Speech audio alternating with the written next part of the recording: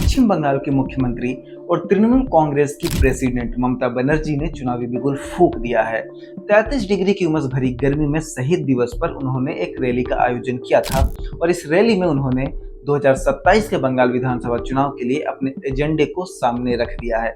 इस बार उनका एजेंडा होगा बंगाली अस्मिता, बंगाली भाषा और मतदाता पहचान पत्र का स्पेशल इंटेंसिव रिवीजन, जिसे शॉर्ट में SIR भी कहा जा रहा है। MK स्टालिन, राज ठाकरे और उद्धव ठाकरे की तरह ही उन्होंने भारतीय जनता पार्टी पर भाषाई आतंकवाद फैलाने का आरोप लगाया है और इसी के साथ ये स्पष्ट हो चुका है कि बंगाल विधानसभा चुनाव में बंगाली भाषा भी महत्वपूर्ण भूमिका निभाएगी। अपने इस मूवमेंट को धार देने के लिए TMC 27 जुलाई से हर शनिवार और रविवार को बंगाली भाषा का मुद्दा जोर शोर से उठाएगी और एक अभियान चलाएगी। इसके साथ ही उन्होंने केंद्र सरकार पर बंगाली भाषियों के साथ भेदभाव करने का आरोप लगाया है। उनका कहना है कि जो बंगाली बोलते हैं उन्हें डिटेंशन सेंटर में डाला जाता है, यहाँ तक कि उन्हें जेल में भी डाला जा रहा है। अब ये तो हो गया ममता दीदी के मुद्दे। अब बीजेपी के मुद्दे क्या हैं? 2027 के बंगाल विधानसभा चुनाव में बीजेपी ममता दीदी को किस आधार पर घेरेगी? तो 2027 के बंगाल विधानसभा चुनाव में बीजेपी के फेवरेट मुद्दे होंगे तुष्टीकरण की राजनीति, बांग्लादेशी घुसपैठ और हिंदू और महिला पर लगातार हो रहे अत्याचार। प्रधानमंत्री नरेंद्र मोदी ने पश्चिम बंगाल के दुर्गापुर में एक रैली को संबोधित करते हुए अपने इरादे भी जाहिर कर दिए हैं। वैसे तो चुनाव में अभी लगभग 1 साल का वक्त बाकी है, लेकिन दोनों ही दल अंदर खाने अपनी तैयारियां शुरू कर चुके हैं। सबसे पहले बात करते हैं सत्ताधारी दल TMC के प्रमुख चुनौतियों पर। तो TMC के कई नेताओं और मंत्रियों पर भ्रष्टाचार के आरोप लगे हुए हैं। पंचायत धन अनियमितता में पार्टी के नेताओं की गर्दन फंसी हुई है।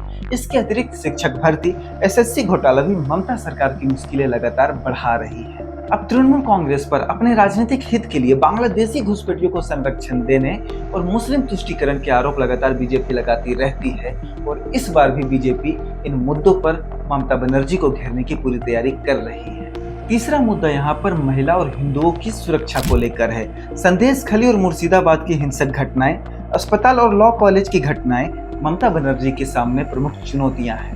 अब बात अगर भारतीय जनता पार्टी की चुनौती की करें तो बीजेपी के पास एक बड़ा वोट बैंक तो आ चुका है, लेकिन इनके पास वैसा कोई लोकप्रिय चेहरा नहीं है जो ममता बनर्जी को सीधे तौर पर टक्कर दे सके। अब तृणमूल कांग्रेस यहाँ पर भारतीय जनता पार्टी को बाहरी पार्टी बता रही है और उस पर बंगाली अस्मिता के साथ खिलवाड़ करने का आरोप भी लगा रही है। अब इसमें बंगाली भाषा का मुद्दा भी TMC ने उठा लिया है, जिससे बीजेपी को नुकसान होने की आशंकाएं कई राजनीतिक पंडित जाहिर कर रहे हैं। अब बंगाल में TMC तो बंगाली भाषा के स्वाभिमान के लिए हिंदी का विरोध कर सकते हैं, लेकिन क्या बीजेपी के बंगाल के नेता संघ और बीजेपी के नेशनल लीडरशिप के खिलाफ जाकर बंगाली भाषा की रक्षा के लिए हिंदी भाषा का विरोध कर पाएंगे? फिलहाल बीजेपी नेताओं के लिए ये मुद्दा तो काफी मुश्किल रहने वाला है।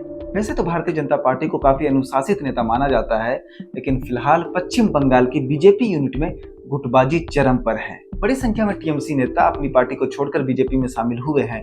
अब ऐसी स्थिति में पार्टी के पुराने कैडर नेताओं में और नए नेताओं में मतभेद खुलकर सामने आ रहे हैं। संघ के पुराने कार्यकर्ता और बीजेपी के कद्दावर नेता दिलीप घोष और TMC छोड़कर बीजेपी में शामिल हुए शुवेंदु अधिकारी के बीच मतभेद खुलकर सामने आ चुके हैं। अब जहां दिलीप घोष को पार्टी ने हाशिए पर भेज दिया है, वहीं शुवेंदु अधिकारी बंगाल बीजेपी में सबसे पावरफुल नेता के रूप में उभरे हैं और अभी बंगाल विधानसभा चुनाव में नेता प्रतिपक्ष हैं। अब जनता के मुद्दे की बात करें तो अपराध, भ्रष्टाचार, खराब सड़कें, गंदगी, ये सारे मुद्दे हैं, लेकिन बंगाल की जनता इस समय ये भी मानती है कि उनके पास ममता बनर्जी के अलावा कोई और ऑप्शन नहीं है। लोग तृणमूल कांग्रेस से नाराज तो हैं, लेकिन ममता बनर्जी के साथ उनका कोई ऐसा गिला शिकवा नहीं है जिस वजह से ममता बनर्जी के वोट बैंक में कोई खासा प्रभाव पड़े।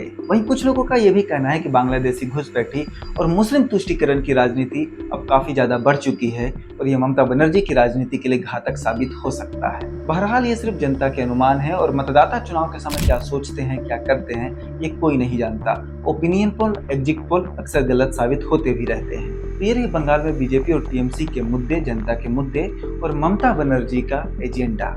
देश दुनिया की तमाम बड़ी खबरों के लिए वयम भारत के यूट्यूब चैनल को सब्सक्राइब कर लीजिए। धन्यवाद।